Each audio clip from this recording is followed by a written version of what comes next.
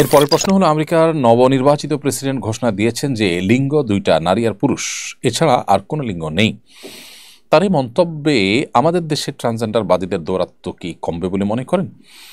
সুন্দর প্রশ্ন। দেখুন, আমেরিকার নবনির্বাচিত প্রেসিডেন্টের অনেক বিষয়ের সাথে আমাদের মুসলমানরা আমরা ভিন্নমত পোষণ করলেও তার এই কথাটাকে আমরা দারুণভাবে সমর্থন করি এবং এটিকে যুগান্তকারী বলে আমরা মনে করি। আল্লাহ সুবহানাহু ওয়া তাআলা মানুষকে সৃষ্টি করেছেন আসলে নারী আর পুরুষ করে। আল্লাহ তাআলা সূরা নিসার শুরুতে বলেছেন, ইন্না খালাকনাকুম, আল্লাহ সুবহানাহু ওয়া তাআলা বলেছেন যে ইন্না খালাকনাকুম মিন যাকারিন ওয়া উনসা, তোমাদেরকে নারী এবং পুরুষ থেকে সৃষ্টি করা হয়েছে। মানুষের দুইটা লৈঙ্গিক পরিচয় আছে, একটা হলো নারী, একটা হলো পুরুষ, অন্য কোনো লৈঙ্গিক পরিচয় নেই। তৃতীয় লিঙ্গ বলতে আমরা যাদেরকে বোঝাই হিজড়াদেরকে, সেই মানুষগুলো মূলত তারা লিঙ্গ প্রতিবন্ধী আমরা বলতে পারি।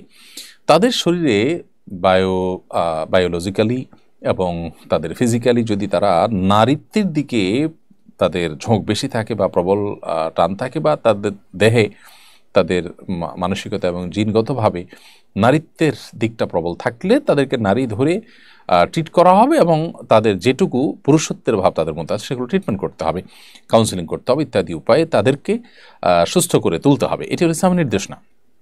এর বাইরে কিছু এক্সট্রাঅর্ডিনারি কেস আছে, সেগুলো একান্তই প্রতিবন্ধকতা হিসাবে দেখতে হবে, অসুস্থ হিসেবে দেখতে হবে।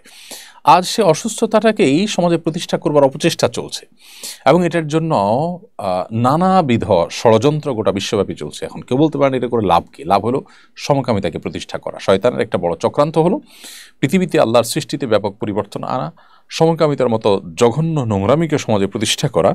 এটার অন্যতম উপায় হলো এই ছেলেকে মনে মনে তার মনে হলো মেয়েকে মনে হলো তার মনে হলো ছেলে, এর ভিত্তিতে তার আপনার লৈঙ্গিক পরিচয় শেষ করে দেওয়া। এর মাধ্যমে সমকামিতার পথ উন্মুক্ত হয়।